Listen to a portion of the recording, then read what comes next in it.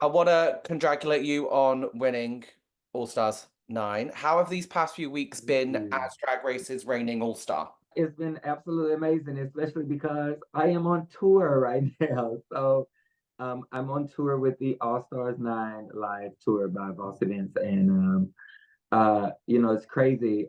Winning Drag Race and then going straight on tour is like, oh my God. It's a lot. But um it feels good because I'm highlighted a lot in the show, which is great.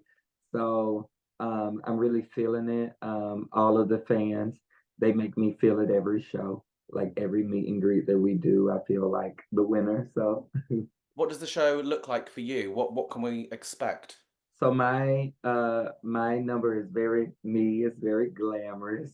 Mhm. Um, you know, that's my thing. Like whenever I do a tour, I always just want to make sure my number is reflective of me, and it's very pageant.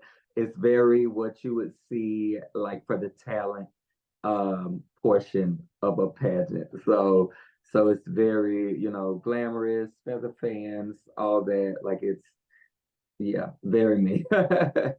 So like I said, I feel like the winner on the tour. So Is it coming to the UK? it is not. We are not Oh, coming to the UK. But wait a minute. But I am. okay. I will be coming to the UK. I'll be at Heaven the last weekend of September. I will be at Heaven. So that's kind of great. Like for me, I get to finish up the tour, and then like maybe a couple of days later I'll be heading to London. So Okay, so I can expect Park and Bark live when you come to heaven. maybe.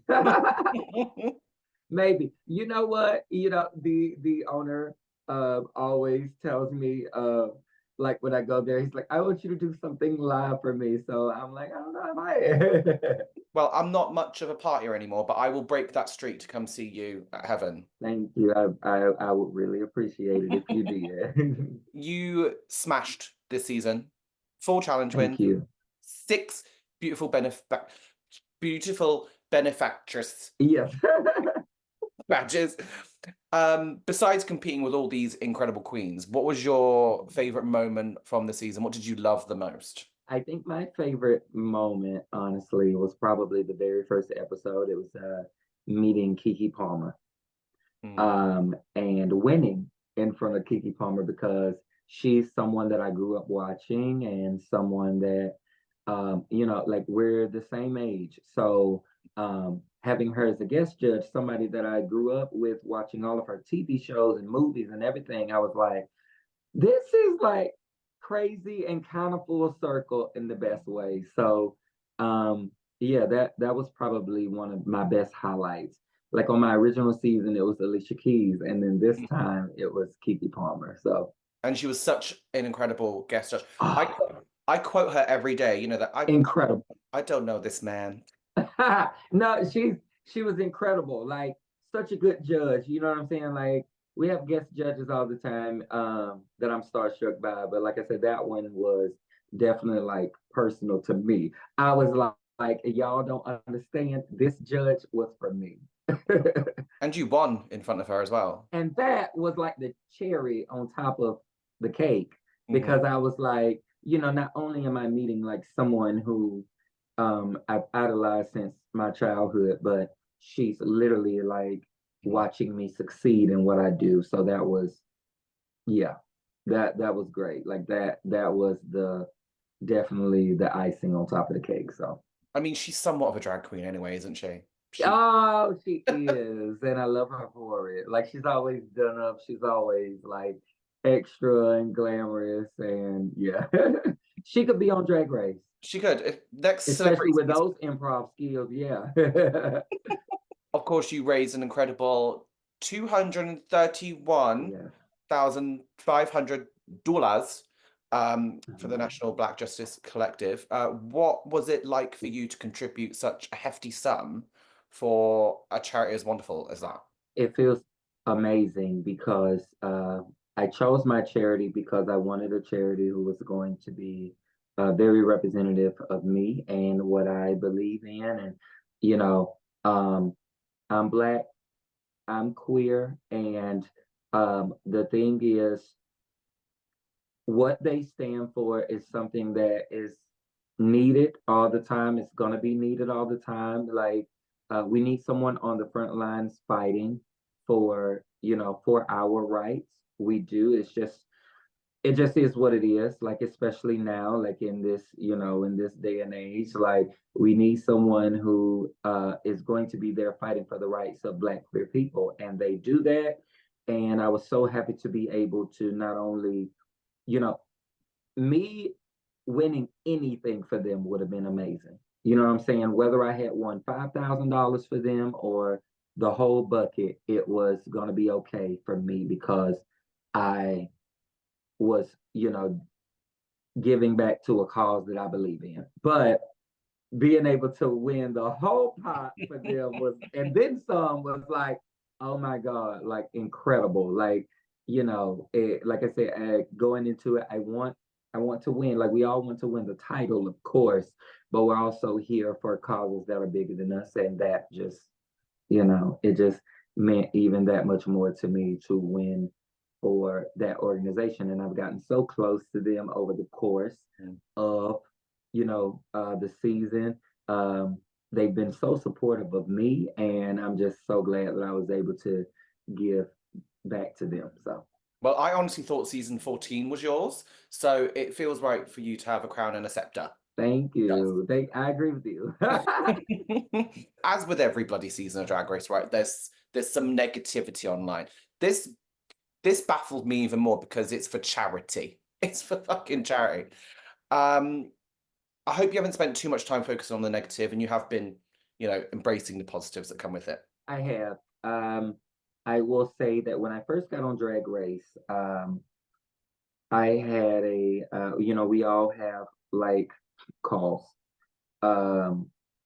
Like we all have like calls with the producers where they, where they just kind of check in on us and, make sure we're good. And one piece of advice I will never forget will always be, when you get the negative comments, know that you're going to get just as much positive feedback.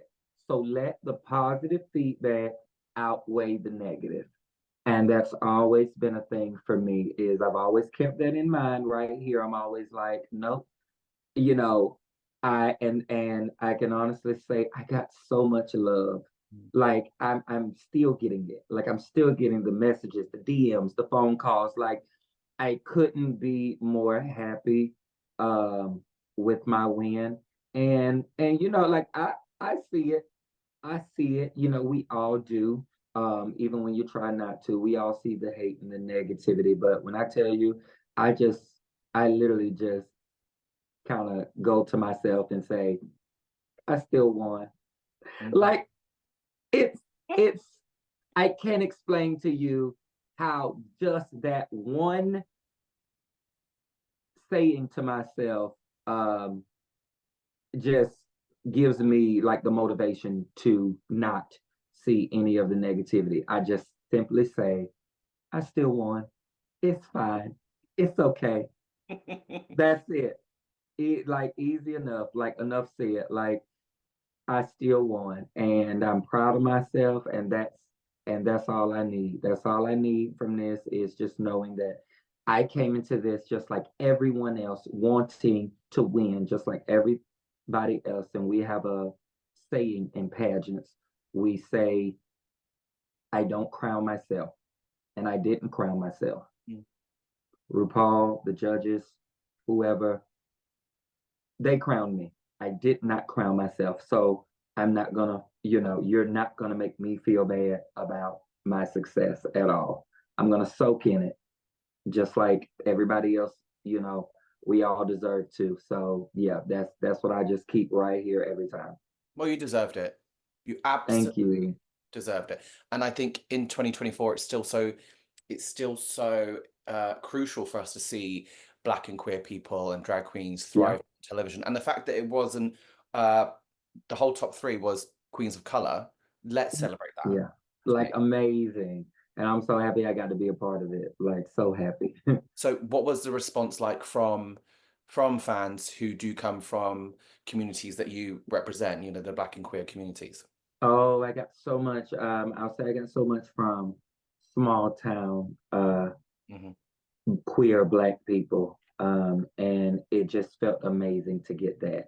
Like, you know, I got it on season 14, of course, but to all those people that supported me then, and then even my new fans that just watched, you know, All Stars, it felt great to get that feedback from them. I got a lot of, oh, you know, you really inspired me to um, go bigger, dream bigger than my surroundings. And that's all I've always just tried to do. I wanted to do is just encourage people to know that your dreams are way bigger than your surroundings. Like if I had just stayed in my small country town mindset, I wouldn't have been able to, you know, get out and take chances on myself. So I just encourage everybody to do the same.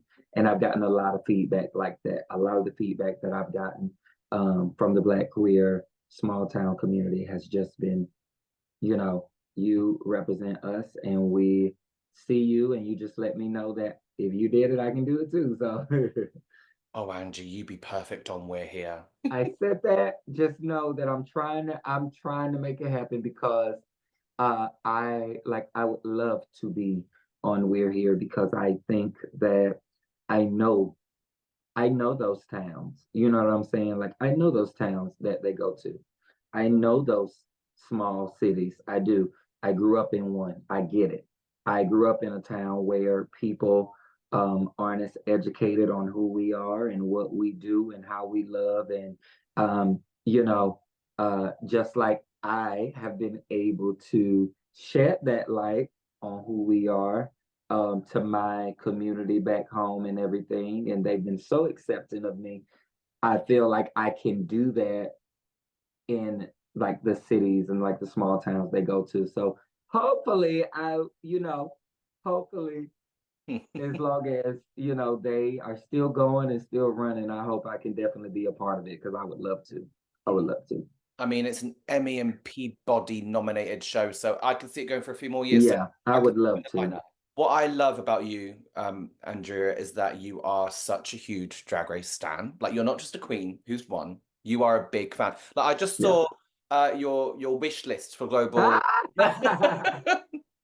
I love it. I love it. Again, with that wish list, that was fucking hard, Angeria. How can anyone go in that wish list of yours? I can't. Like I literally made it, and then I sat back and said, I I couldn't even pick a winner from this, but that's how I know that it's good. Yeah. And I also was like, I know people see me post and they say, oh, she's a fan of the shows, but I said, let me make a wish list because I get so many questions of, well, who's your favorites from all of the franchises and stuff, and I'm like, well, this is an insight for you to Mhm. know like who my favorites are, like who are the girls I like from each one of these franchises and people I would like to see like back on.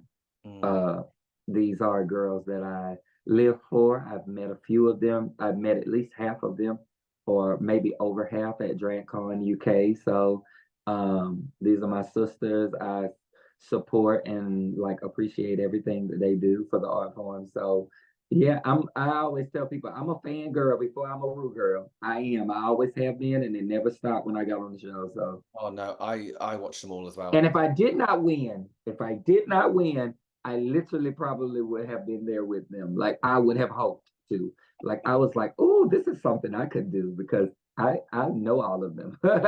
How much are you loving Global All Stars at the moment? How much? I'm loving it. Mm. Every bit of it. I love it. I'm so in love with seeing Alyssa back. I mean, to no one's surprise, she is turning it. She's really upping her game. Like I think like all of us expected her to do. She's really living up to that Alyssa Edwards standard. Mm. Um, I'm just, like I said, like I'm such a fan. So a lot of these girls are people that I rooted for on their seasons.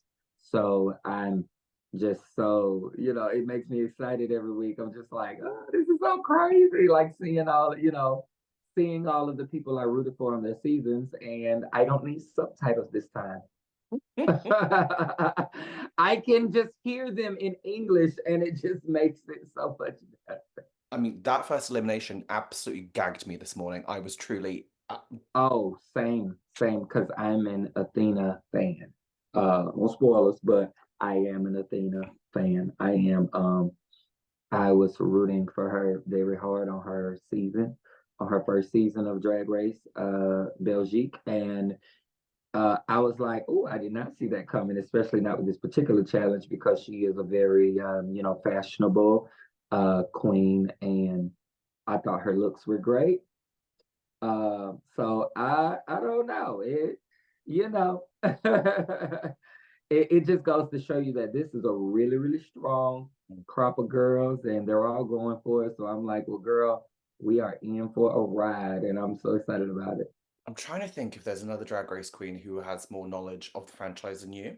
I don't think so. Part of me And thought, that's not me being vain. That's just honest. Like I don't think anyone watches the way that I do or knows Drag Race internationally the way that I do because I do know my stuff.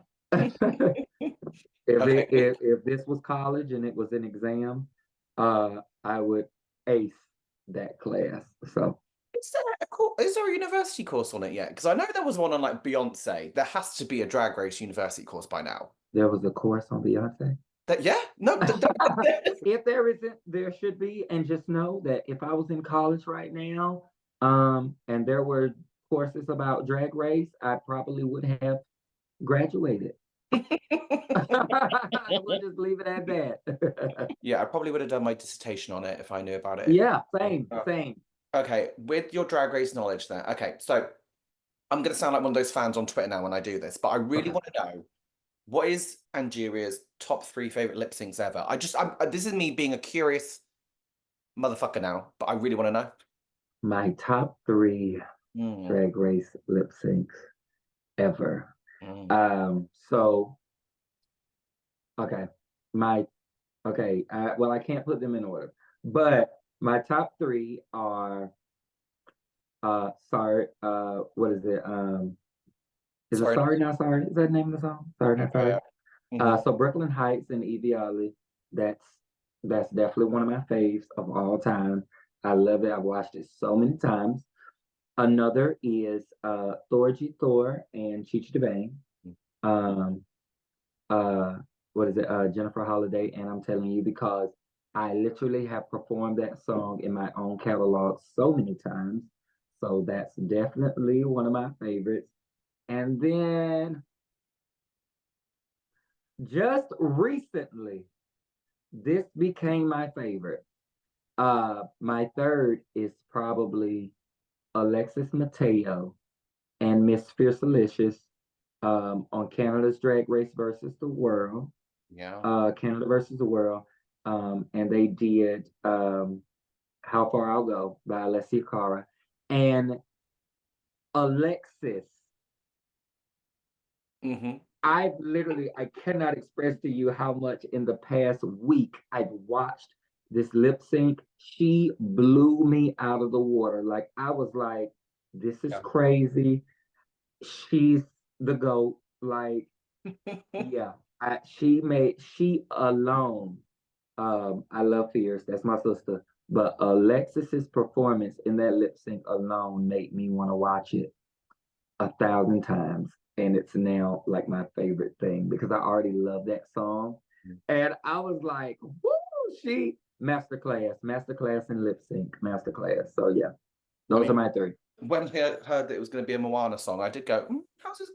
Yeah, but see, I didn't because I know that song. Like I said, I've spent many nights in my car driving to it because it just sounded, her version of it sounded so good to me. And I'm such a fan of hers. And I was like, oh, and when they said it was, I wasn't worried. I saw some of the comments, people be like, oh, this this is such a weird lip sync song. And I'm like, not to me, Mary, because I got excited. When I heard that that was the song, I got excited. But I just didn't know what I was gonna get Mm, from them. And Alexis made me love it even more. I was like, whoa, yeah. she really like showed up for it, and I appreciated it. It was when she started doing her, well, I don't know the name of the dance, when she was scooching. Yeah, Oh, when she was spinning and then she did the salsa, like did the reveal. It was so, like I perfect. said, masterclass. And everybody can't do a ballad. Everybody can't do a ballad. We praise the girls who can dance and kick and split and death drop so much, but there's something to be said about need I say it, Park and Bark girl, a girl who knows how to deliver a ballad, because I grew up in the Atlanta scene, and we're very pageant there and all, and a lot of the performers, they do ballads in their shows all the time. They do slow numbers and gowns, and um, it's one thing to entertain a crowd with all the stunts, but it's entirely different to stand in front of a room full of people looking at you with their judgmental eyes. And during a ballad, you're very naked. It is what it is. Like, there is nothing to distract these people from looking at you versus being bored or getting on their phones. So to really captivate an entire audience Mm. with something so slow, and you know it's a talent in itself. And I will always like applaud that and appreciate that when I see someone do it well. And that's how I felt watching Alexis. Okay, so Angeria, Paris, Van Michael's at Heaven in September. How far I'll go, Moana. Is that, yeah? Is that I that is not where you're getting. I'm definitely not doing that song, but uh you might get a Park and Bark, like you said. You might just get Park and Bark. Who knows? Let me marinate it on it. Let me sit on it. Let's see. what else can we expect from you then during your reign? I mean, besides the tour and parking and barking. Yeah, you can expect more appearances from me. Hmm. Um, hopefully more TV appearances from me. Hmm. Um, like I am, now that I have the platform and I have the backing of a winner, I am just hoping to get so many uh appearances, TV, film, everything. Like I'm ready for it. I'm here. Like, so you can expect that. You can also maybe expect a one-woman show in the works. So yeah, that's all I'm gonna say for now. But just know that that is something that is in the works. So definitely expect that one-woman show. I am touring right now. I'm on the Allstars 9 live tour. We still have about 20 uh, shows to go, or so. So to anybody, that still wants to come and see us, please come and see us. It's a great show. Um, Come to a city near you, or not near you. It's nothing to get on a plane for some people. So come out and see us also. Mm. In December, I'm on the Murray and Peter Presents Christmas tour as well. So you have opportunities to see me. Mm. So yes, also in November, I am also going to be on the ITV Halloween tour as well. So three chances to see me on tour before the year is over. So Oh wow, you've not got much going on then, have you? right, right. No, not much. Just hearing that makes me knackered. Like I'm like bloody hell. Yeah, but Oh, but you know what? This is it. It's a wonderful problem to have. I'm so happy that I get to, I love touring because I just love meeting the fans and getting to perform for the fans and stuff. So I'm excited about all of it. I am going to be exhausted But just know that that means a sickening vacation in 2025 for me. Well, part of me also hopes not, because I'm hoping that in a few weeks or months, there's going to be an announcement that you are going to be the new host of the pit stop. I'm just putting out there. I'm just putting out there. That's what we want. I'm hoping, and just know that if called, I will not say no. Mhm. I have already manifested it to myself. I literally told myself, you will be a host of the pit stop. It might not come today, it might not come tomorrow, but I know it's going to happen. It's going to happen. I am going to be, I don't know what season, I don't know when, but I do have faith that I will be a pit stop host one day. Even Bob the drag queen, even Bob the drag queen said it Mhm. on her Twitter. So You are the most perfect person for it. You're like, with all this knowledge and yeah, just because of who you are, no, I'd I'm like to see manifesting it. it. I'd like Yeah. to. We're gonna make it happen, I promise. I feel that everything that is for me is for me. It's gonna happen. So I manifested this win into the Hall of Fame, and it happened. So I believe that anything else that I manifest now can happen.